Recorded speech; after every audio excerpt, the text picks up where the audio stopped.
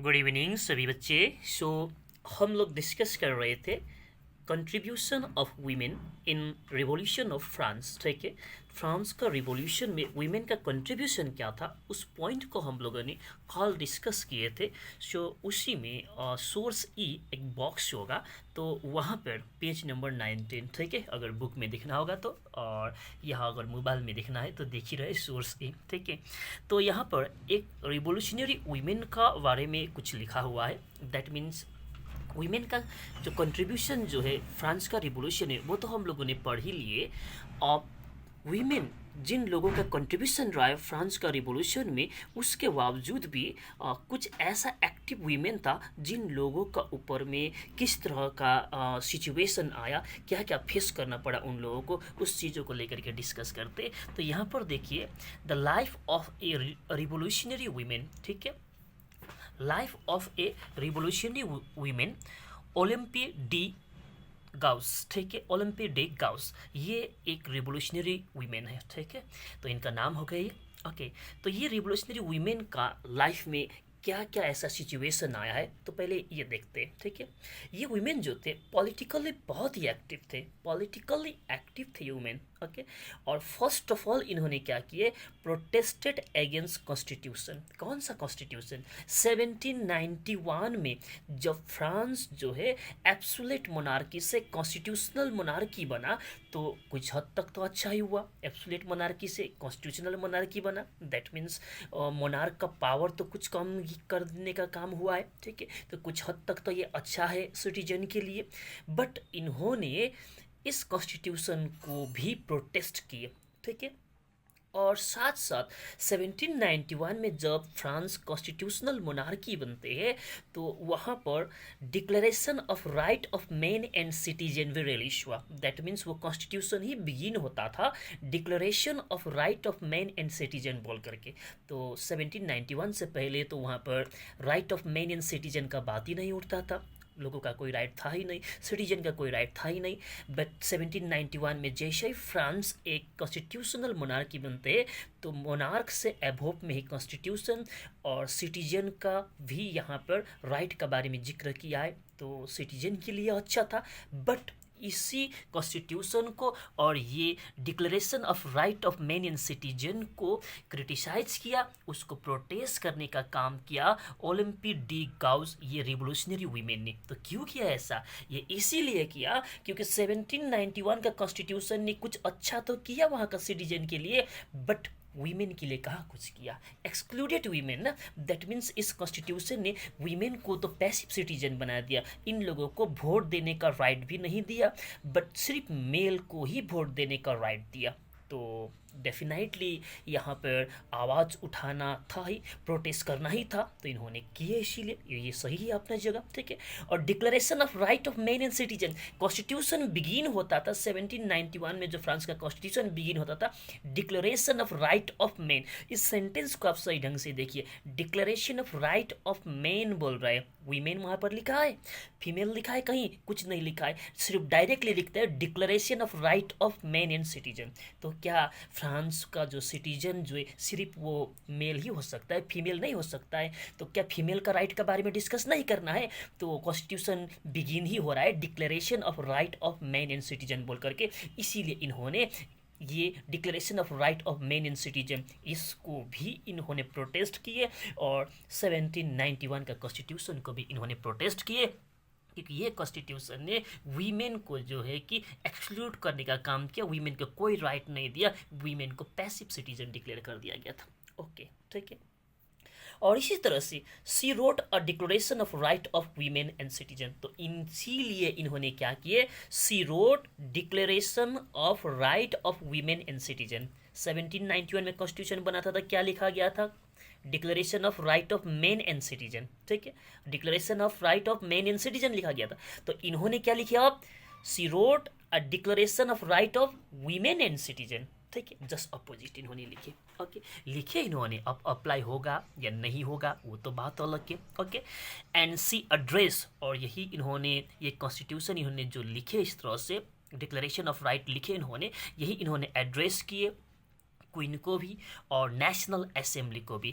और इसी तरह से इन्होंने क्रिटिसाइज किए फिर से जैकोबिन गवर्नमेंट को भी। जैकोबिन गवर्नमेंट कब बना था? 1793 में, है ना।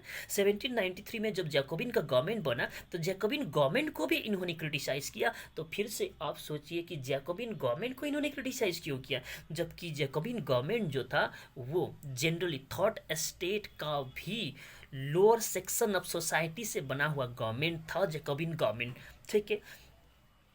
That means lower section of society को भी गवर्नमेंट का फॉर्मेशन में यहाँ पर एक इम्पोर्टेंट रोल प्ले करने का अपॉर्चुनिटी मिला था। फिर इन्होंने क्यों क्रिटिसाइज किया 1793 में जैकोबिन गवर्नमेंट को? ये इसीलिए क्योंकि जैकोबिन गवर्नमेंट के बारे में आपने पहले भी पढ़े होंगे कि जैकोबिन गवर्नमेंट ने बहुत सारा वुमेन्स क्लब को फोर्सिबली, दैट मीन्स इसको क्लोज करने का काम किया था, ठीक है। फोर्सफुल्ली वुमेन्स क्लब को वहाँ पर बंद कराने का काम किया था, ओके।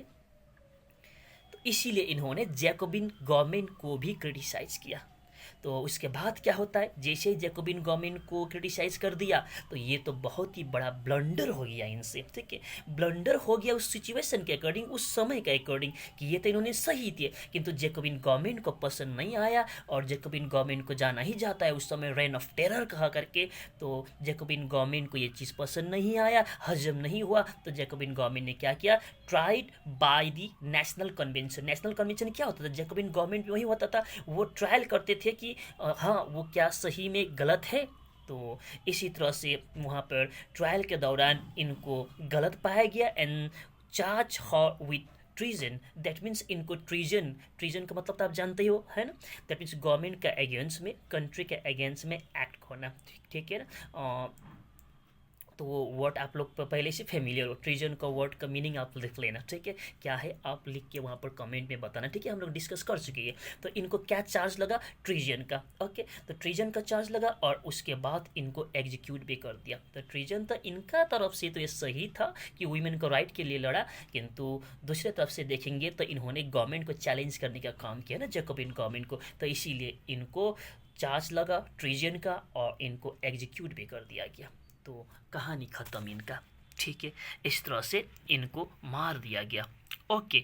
अब थोड़ा सा देखते हैं कि ये इन्होंने जो declaration of right of women जो लिखे तो उसमें क्या क्या चीज़ था। तो इसमें जस्ट अपोजिट है। 1791 का जो कॉन्स्टिट्यूशन में जो declaration of right of man था तो इन्होंने लिखे declaration of right of women लिखे। तो वहाँ पर जो भी पॉइंट वगैरह आ रहा था बेसिकली मेल को लेकर के था, मेल को राइट दिया गया था, और यहाँ पर इन्होंने ये जो राइट दिया गया है फीमेल को, वीमेन को।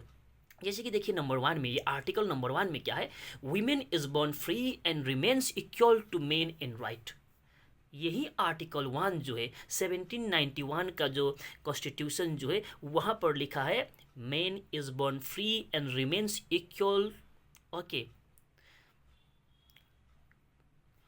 इस तरह से करके लिखा है, उस पॉइंट को हम दिखाएंगे आपको, ठीक है। दैट मीन्स यहाँ पर जहाँ पर वीमेन लिखा हुआ है वहाँ पर मेन लिखा है।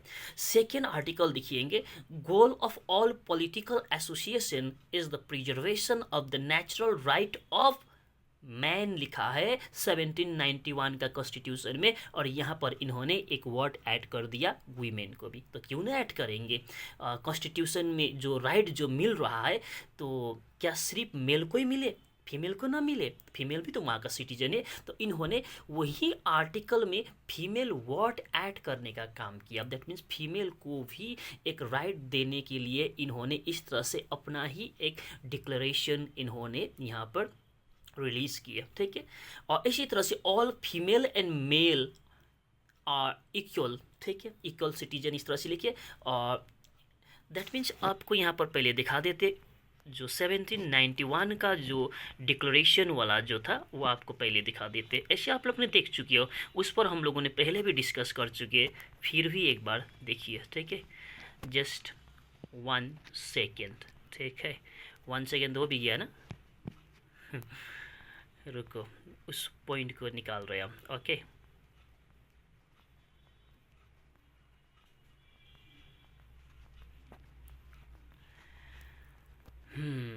बहुत लंबा सफ़र है। हाँ ये तो है, सोर्स सी में मिलेगा, ठीक है। पेज नंबर होगा आपका डिक्लेरेशन ऑफ, ये कितना पेज नंबर होगा, पेज नंबर आपको बता देते, ठीक है। पेज नंबर होगा पेज नंबर 11 में, ठीक है, पेज नंबर 11 में, जो हम लोग ने पहले पढ़ चुके हैं। तो 1791 में जैसे फ्रांस एब्सोल्यूट मोनार्की से कॉन्स्टिट्यूशनल मोनार्की बनते और उसके बाद वहाँ पर कॉन्स्टिट्यूशन लिखा जाता है, the declaration of right of main and citizen. इस सेंटेंस से वहाँ का जो कॉन्स्टिट्यूशन बिगिन होता है, तो वहाँ पर देखिए उसका आर्टिकल नंबर 1 में क्या लिखा है, men are born and remain free and equal in right बोल रहा है। तो इसका जगह ये जो वीमेन रिवोल्यूशनरी ने जो सेंटेंस यूज़ किया, वर्ड यूज़ किया, मेन का जगह क्या लिखा है, वीमेन लिखा है। बस इतना ही तो डिफरेंस है, ठीक है।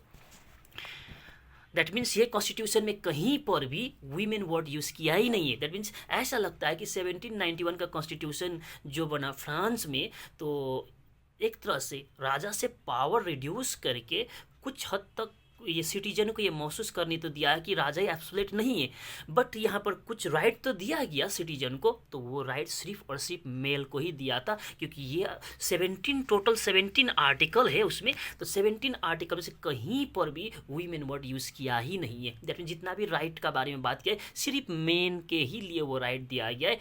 तो इसीलिए यहाँ पर वीमेन रिवोल्यूशनरी ने उसी पॉइंट को फोकस करके यहाँ पर क्या किया है, मेन का जगह सिर्फ और सिर्फ ऐड कर दिया वर्ड वीमेन, ठीक है। यही चेंजेस है और ऐसा ज़्यादा चेंजेस कुछ है नहीं। जस्ट अब चलो नीचे,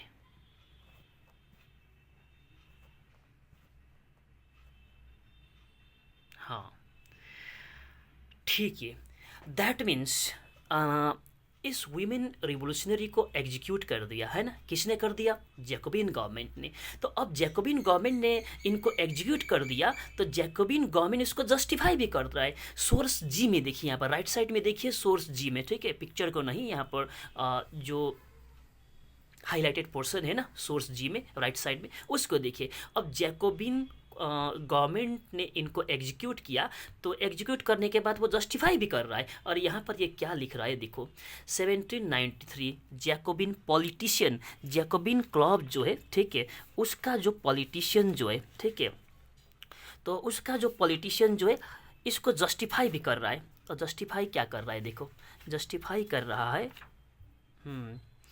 हाँ ये पॉलिटिशियन है चामेट, और ये जस्टिफाई कर रहा है closure of women's club on the following grounds. That mean जितना भी वुमेन्स क्लब को वहाँ पर क्लोज किया गया था, है ना, फ्रांस में, तो उसको जस्टिफाई कर रहा है ये। तो किस तरह से जस्टिफाई कर रहा है, पहले तो इस सेंटेंस को देखिए, has nature entrusted domestic duties to man. क्या डोमेस्टिक ड्यूटी नेचर ने जो है मैन को दिया है। दैट मीन्स बच्चे को जो है कि बच्चे को देखना, खाना बनाना, घर का काम करना, क्या ये नेचर ने ये काम मैन को दिया है। तो उस समय का सिचुएशन में देखेंगे कि सही बात था कि सभी वो काम तो वीमेन ही करते थे, मेल तो नहीं करते थे, ठीक है। किंतु प्रेजेंट सिचुएशन में तो ऐसा नहीं है, मेल भी करता है, सब कोई करता है। फिर भी अभी भी देखेंगे बहुत सारा ऐसा सोसाइटी है जहाँ पर वीमेन को घर का 4 दीवार का अंदर में रखा जाता है, और यही समझा जाता है कि जो हाउस होल्ड कोरस जो है, किचन वर्क जो है, बच्चे का देखना है, वो वीमेन का काम है, यही तो माना जाता है प्रेजेंट डे में भी। तो उस समय तो मानेंगे। तो यहाँ पर ये सवाल कर रही है जस्टिफाई करने के लिए कि जितना भी वुमेन्स का क्लब वगैरह जो खुला था उसको बंद कराने के लिए इन्होंने किस तरह से जस्टिफाई किया। फर्स्ट तो आप ही से सवाल कर रहे हैं कि has nature entrusted domestic duties to men. क्या मेन को डोमेस्टिक ड्यूटी दिया है? तो नहीं दिया है। बच्चे को देखना है, खाना बनाना है, वो मेन का काम नहीं है। नेचर ने वो काम किसके लिए दिया है?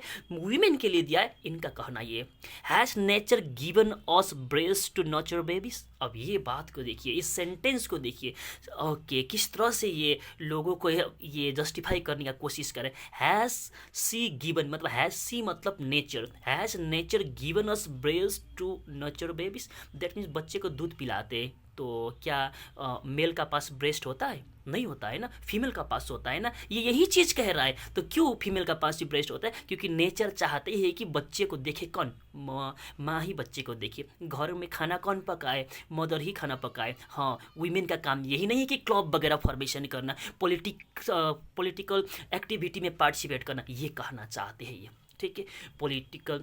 ये पॉलिटिशियन जो जैकोबिन क्लब का, वो ये चीज़ कहना चाह रहा है। ओके, और ये कह रहा है she said to men. That means nature ने मेन को क्या कहा है? Be a man. नेचर ने मेन को कहा है बी अ मैन, ठीक है, मैन बनो। ठीक है, मैनली बनो, हंटिंग करो, एग्रीकल्चर करो, पॉलिटिकल ड्यूटीज़ वगैरह में पार्टिसिपेट करो। ये मैन का ड्यूटी है, ये मैन का किंगडम है, ये उसका टैक्स है। नेचर ने ये कहा है मेल को बोल करके, ये पॉलिटिशियन कहा रहा है, ठीक है। और इसी तरह से ये कहते हैं she said to women, that means nature ने वीमेन को क्या कहा है, ये कह रहे हैं कि बी अ वीमेन, वीमेन है तो वीमेन की तरह रहो, be a women, okay. And the things of the house hold, that means घर का काम करो, ठीक है। Motherhood, that means good mother बनो, ठीक है, अच्छा माँ बनो, घर का काम करो। दीज आर योर टास्क, ये किसका काम है, ये फीमेल का टास्क है। दैट मीन्स फीमेल का काम क्या नहीं है, वो पॉलिटिकल ड्यूटीज उसका टास्क नहीं है, पॉलिटिकल एक्टिविटी में पार्टिसिपेट करना उसका काम नहीं है, एग्रीकल्चर हंटिंग में पार्टिसिपेट करना उसका काम नहीं है। फीमेल का काम क्या है, हाउस होल्ड वर्क को देखना है। फीमेल का काम क्या है, गुड मदर बनना है। यही चीज़ तो कहना था, गांधी जी भी यही चीज़ कहते थे, बी अ गुड मदर बोल करके गांधी जी कहते थे, यही चीज़ हिटलर भी कहते थे। तो सोसाइटी उस समय इसी तरह से था ही, ठीक है। तो ज़्यादातर वीमेन को जो हाउस होल्ड कोरस और बच्चे को देखना सिर्फ इतना में ही लिमिटेड रखते ही थे। और यहाँ पर इन्होंने ये भी कहा है सेमलेस आर दोस वीमेन, वो वीमेन जो है सेमलेस है, ठीक है, who wish to become men, जो क्या बनना चाहते हैं, मेन बनना चाहते हैं। दैट मीन जो भी वीमेन उस समय पॉलिटिकल क्लब वगैरह फॉर्म कर रहे थे, उस समय 60 से भी ज़्यादा पॉलिटिकल क्लब फॉर्म किए थे वीमेंस ने, तो उसको ये क्या कर रहे थे, जैकोबिन क्लब तो बंद करा रहे थे और जस्टिफाई करने के लिए क्या बोल रहे हैं कि सेमलेस से वो वीमेन जो क्या बनना चाहते हैं, मेन बनना चाहते हैं। दैट मीन्स यहाँ पर पॉलिटिकल क्लब वगैरह फॉर्मेशन कर रहा है, पॉलिटिकल एक्टिविटी में पार्टिसिपेट कर रहा है, तो वो लोग सेमलेस है, okay. Have not duties been fairly distributed, क्या ड्यूटीज नहीं दिया गया है, नेचर ने क्या उनको ड्यूटी नहीं दिया गया है घर में खाना पकाने का, बच्चे देखने का, यही चीज़ कह रहा है, ठीक है। तो आज के लिए हम लोग का ये टॉपिक यहीं पर ख़त्म होता है।